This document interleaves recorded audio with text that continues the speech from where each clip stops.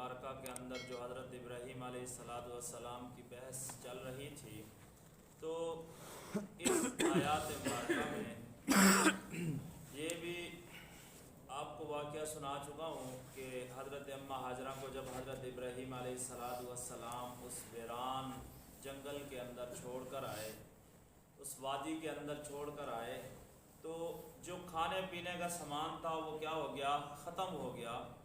تو حضرت اماں ہاجرہ نے صفا مروہ پر دوڑ لگانا شروع کی، کس لیے؟ اپنے بچے کی بھوک کو ختم کرنے کے لیے۔ اس کو صفا مروہ پر دوڑانے والی جو چیز تھی وہ کیا تھی؟ بچے کی محبت، بچے کی محبت تھی، اور بچے کی وہ تکلیف تھی جو اس سے دیکھی نہیں جا رہی تھی، جس وجہ سے وہ صفا مروہ پر دوڑ رہی تھی۔ وہ کوئی اللہ کی عبادت نہیں کر رہی تھی، بلکہ وہ پانی کی تلاش کے لیے کبھی صفا کی پہاڑی پر چڑھتی، کبھی مروہ کی پہاڑی پر چڑھتی۔ تو اللہ نے حضرت اسماعیل علیہ السلام کے قدموں سے پانی کا چشمہ جاری کر دیا، جس کا نام زمزم ہے۔ تو یہ اللہ کی نشانیوں میں سے کیا ہے؟ ایک نشانی ہے کہ جہاں پر پانی کا نام و نشان نہیں، بالکل ویران جگہ ہے، اور ایک بچے کی ایڑی مارنے کی وجہ سے اللہ نے وہاں سے کیا کر دیا؟ پانی کا چشمہ جاری کر دیا۔ تو یہ کیا ہے؟ اللہ کی نشانیوں میں سے ہے کہ نہیں؟ اللہ کی نشانیوں میں سے ایک نشانی ہے۔ اور پھر ویسے تو یعنی کہ حضرت ابراہیم علیہ السلام کی سنتوں میں سے آتی ہے، کیونکہ حکم کس کو دیا؟ ابراہیم کو دیا نا۔ بعد میں جب بیت اللہ بنا تو حضرت ابراہیم علیہ السلام کو بھی اس کی صحیح کا کیا ہوا؟ حکم ہوا۔ جو حضرت اماں ہاجرہ نے 7 چکر لگائے تھے، تو اب وہ ہر حاجی پر کیا ہو گئے؟ لازم ہو گئے، فرض ہے، واجب ہے۔ حضرت امام احمد کے نزدیک مستحب ہے، امام مالک اور حضرت امام شافعی رحمہ اللہ کے نزدیک سعی کرنا صفا مروہ کے درمیان فرض ہے، اور حضرت امام ابو حنیفہ رحمہ اللہ علیہ کے نزدیک واجب ہے۔ اگر صفا مروہ کی پہاڑی کی سعی نہ کی تو دم لازم آئے گا، یعنی کہ ایک جانور ذبح کرنا پڑے گا اگر سعی نہ کی۔ تو اب دوسرا مسئلہ یہ رہا کہ جو اس آیات کے اندر مقصود ہے کہ اللہ نے کیا فرمایا کہ فلا جناح علیہ، کہ کوئی گناہ نہیں کہ اس کی سعی کرنے میں۔ تو اب یعنی کہ اس سے تو معلوم ہوتا ہے کہ اگر کر لو تو ٹھیک ہے، اگر نہ کرو تو کوئی گناہ نہیں۔ اس سے مقصود یہ نہیں ہے جو ظاہر اس کا ترجمہ ہے، جو ظاہراً یہاں سے محسوس ہو رہا ہے معلوم، یہ نہیں ہے۔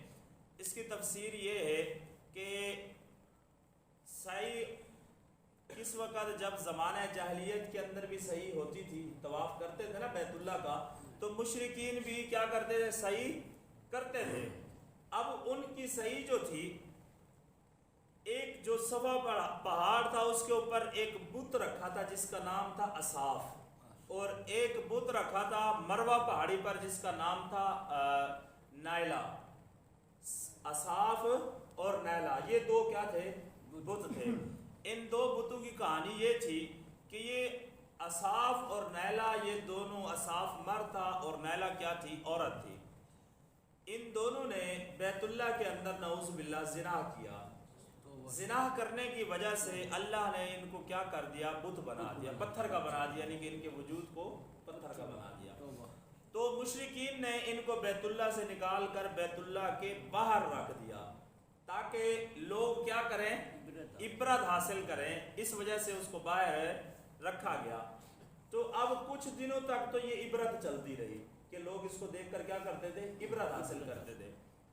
اور پھر اس عبرت کے بعد آنے والے لوگوں نے ان کی پوجا شروع کر دی، خدا بنا لیا اس کو، جس کے اوپر خدا کا نازل ہوا اسے اپنا خدا بنا لیا۔ تو انہیں کیا ملے گا؟ کچھ بھی۔ تو اب ان کی پوجا کرتے کرتے اب کیا کیا؟ یہاں سے اصاف کو اٹھایا، صفا پر پہاڑی پر رکھ دیا، اور نیلا کو اٹھا کر مروہ پہاڑی پر رکھ دیا۔ تو اب بت کیا کرتے تھے؟ جب سعی کرتے تھے مشرکین، تو جب مروہ پہاڑی سے چڑھتے تھے سعی کرتے ہوئے صفا پر، تو صفا پر جا کر اس کو چومتے تھے، کس کو؟ اصاف کو، جو بت رکھا تھا۔ اور صفا سے جب مروہ پر آتے تھے تو کس کو چومتے تھے؟ نائلہ کو، ان دو بتوں کو۔ تو اب ان دو بتوں کو اب مقصود اللہ کی عبادت تو نہیں تھی ان کی، تو وہ خدا تھے جو اوپر رکھے ہوئے تھے، ان کی عبادت کر رہے تھے۔ تو اب اسلام کے بعد اب صحابہ کرام نے یہ سمجھا کہ کیونکہ یہاں تو یہ بت رکھے ہوئے ہیں تو ہمارا یہ صحیح کرنا ٹھیک نہیں ہے، جس پر اللہ نے یہ آیات اتاری ہے کہ نہیں بلکہ تم نے صفا مروہ کی سعی کرنی ہے، اور نہیں کرو گے تو تمہارے اوپر دم لازم آئے گا۔ اور آپ صلی اللہ علیہ وسلم جب بیت اللہ کا طواف کر کے نکلے تو آپ یہ آیات مبارکہ تلاوت فرما رہے تھے اور لوگوں کو فرما رہے تھے کہ چلو چلو چلو صفا مروہ کی کیا کرو؟ صحیح کرو۔ اور آپ یعنی کہ صفا مروہ پر دوڑ لگا رہے، لوگ آگے تھے اور آپ فرما رہے تھے کہ دوڑو اس پر دوڑو، اللہ نے حکم دیا ہے اس پر کیا کرنے کا؟ صحیح کرنے کا۔ تو اس کا مطلب یہ ہے نہ کہ یہ مطلب ہے کہ یعنی کہ کرے تو کرے یا نہ کرے اس پر کوئی حرج نہیں ہے، اس کا معنی وہ دوسرا والا ہے جو میں نے آپ کو ابھی بتا دیا ہے۔ تو یہ سعی ہے یعنی کہ حضرت ابراہیم علیہ السلام کی سنت تھی، اور حضرت ابراہیم علیہ السلام کی دعاؤں کا یہ نتیجہ ہے کہ ان کے جو احکام تھے جو انہوں نے اللہ سے مانگے تھے یا جو ان کی سنت ابراہیمی تھی، اللہ نے اس کو اپنے محبوب صلی اللہ علیہ وسلم کے زمانے کے اندر کیا انہیں زندہ رکھا اور مسلمانوں کو اس کے کرنے کا حکم دیا۔ تو اس وجہ سے یہ اب صفا مروہ جو ہے اللہ نے فرمایا یہ اللہ کی نشانیوں میں سے ایک نشانی ہے۔ تو اللہ پاک